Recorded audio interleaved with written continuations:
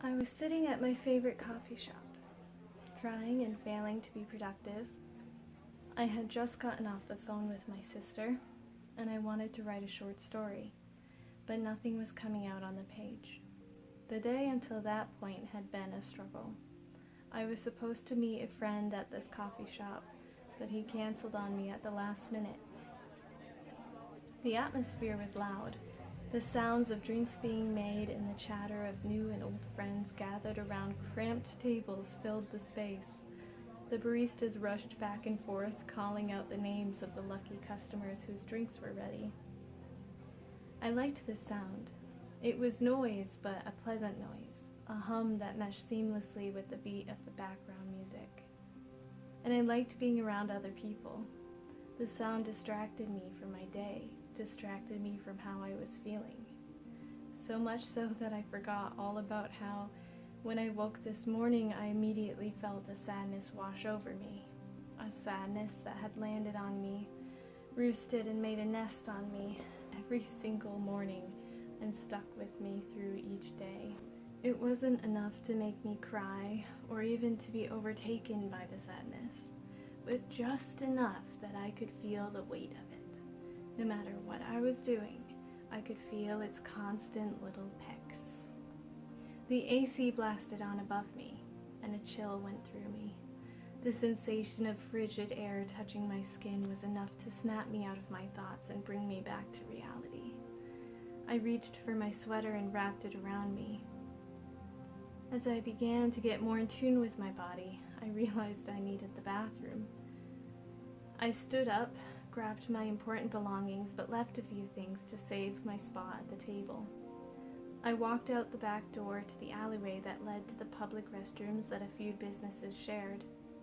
And when I rounded the corner of the secluded pathway, I jerked at the sight of what I was confronted with.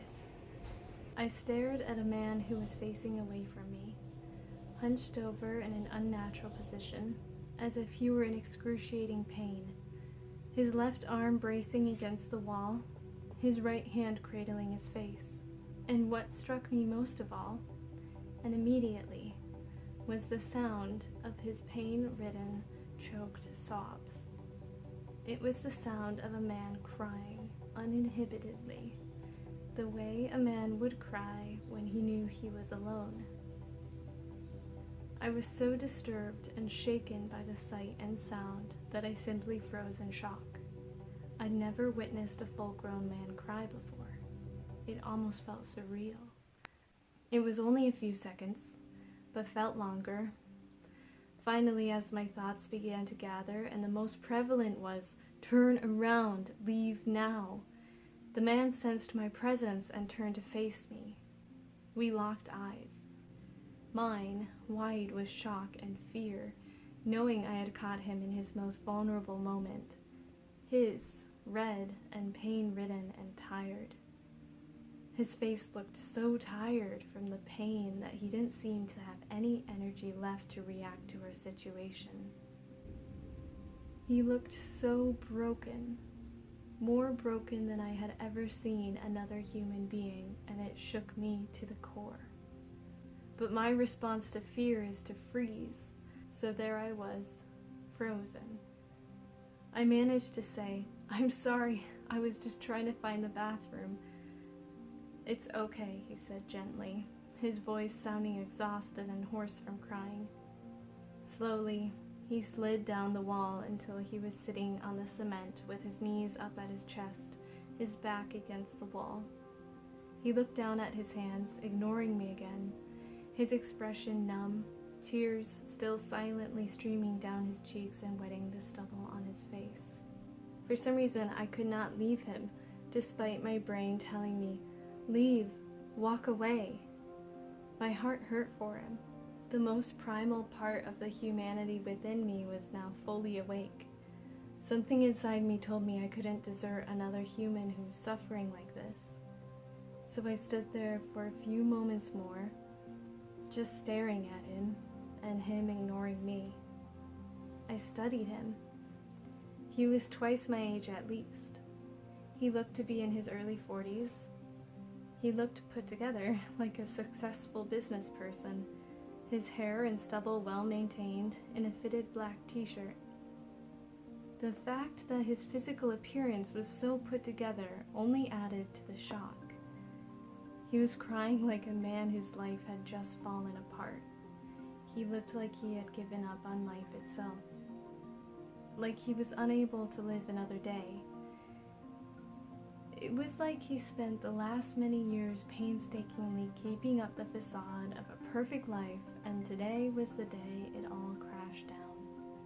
Seeing a full-grown man hiding in an alleyway, cradling himself as he cried, quieter now that I was there, was so moving and disturbing at the same time. My heart was pounding.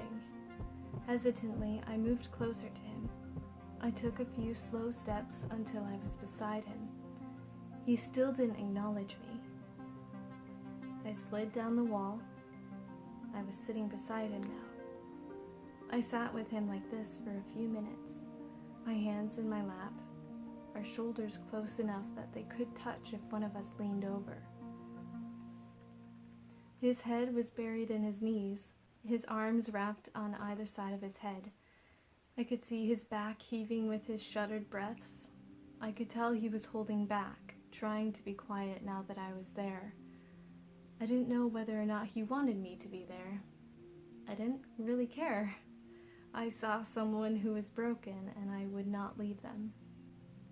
I spoke, my words coming out slowly and more quietly than I intended. It was almost a whisper. I won't ask what happened, but I want you to know that things will turn out all right. I had no idea if that was true, and I don't think he believed me, but it was all I could think to say. As I spoke, his sobs became louder and less controlled. Before I knew exactly what I was doing, I wrapped my arms around him, and as I pulled his body closer, his body limply falling into mine, for how physically muscular he was, I was struck by how weak he was in this moment. I could tell that this man was a man who had always had it together, not only his own life, but a man who many others counted on. You don't have to hold back anymore, I said, and he let go. He sobbed into my shoulder, his countenance just like a little boy. We sat like that for minutes, his uncontrolled tears wetting my shirt, and me holding his exhausted body. His cries sounded like he was grieving a deep loss or giving up something he loved more than himself. They were cries of someone who believed their life wasn't worth living anymore. Finally, after something like a half hour, his tears began to be replaced by sheer exhaustion. He was reaching that point when you have nothing left in you. I felt his body stiffen, and for the first time I felt the reality of his physical strength. He pulled away from me and seemed to be mentally composing himself, the numbness slowly being replaced by embarrassment for the situation. I could see the switch happening in his head. He was beginning to become the man he had been his entire life. I could tell he didn't need or want my presence anymore, but was too polite to tell me to leave. I stiffly got to my feet. "You're going to be okay?" I asked. We locked eyes for only the second time in the entire encounter. His vulnerability was gone. He just nodded. It was enough to communicate everything he needed to say. He was not defeated. He would rebuild. He would again be the man that he had always been. As more moments passed, I could see him slowly piecing together the facade that he was so familiar with. His real, vulnerable self being cemented over by the strong, hard exterior. Now I saw a man who you would see in a three-piece suit, briefcase in hand, striding down a New York City sidewalk. I turned and began to walk away slowly. I half expected him to say something, to stop me, maybe thank me, but I left in silence.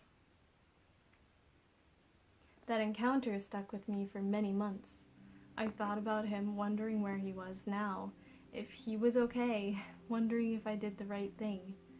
I wanted to know what had happened that day to break him. I knew it must have been something big enough to break such a strong, well-put-together, grown man. I kept going to the coffee shop, and each time a part of me wondered if I would see him there. I imagined him walking in with a wife or a family or an old friend, and I'd get more of an idea of who he was and what could have happened that day, and I would know that things were okay now. But each time I went, I never saw him.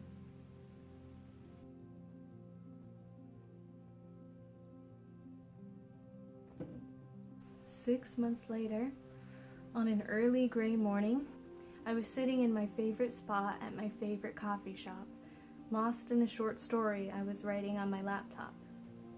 It had been another particularly bad morning for me, but I felt comforted by the hum of the customers talking, baristas making drinks and occasionally yelling out the names of the customers whose drinks were ready, all meshed together with the beat of the background music.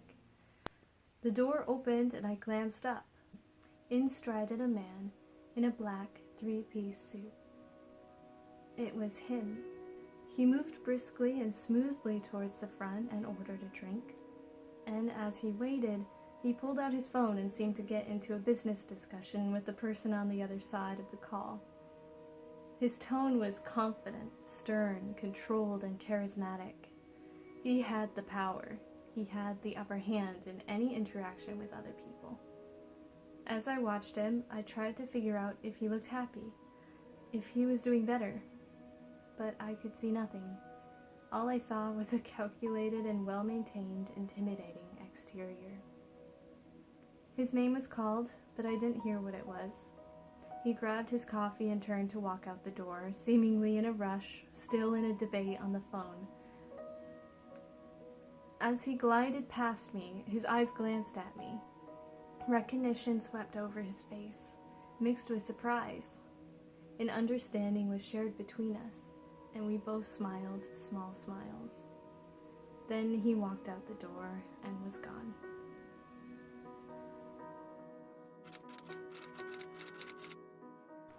Well, I don't know if you enjoyed that. I hope you did. Also, is this cutting off?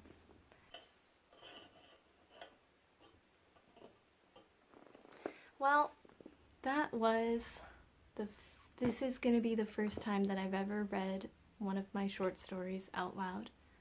I'm not scared yet, but I'm going to be very scared when I post this, so I may even disable comments. Thank you for listening. If nothing else, you can maybe fall asleep.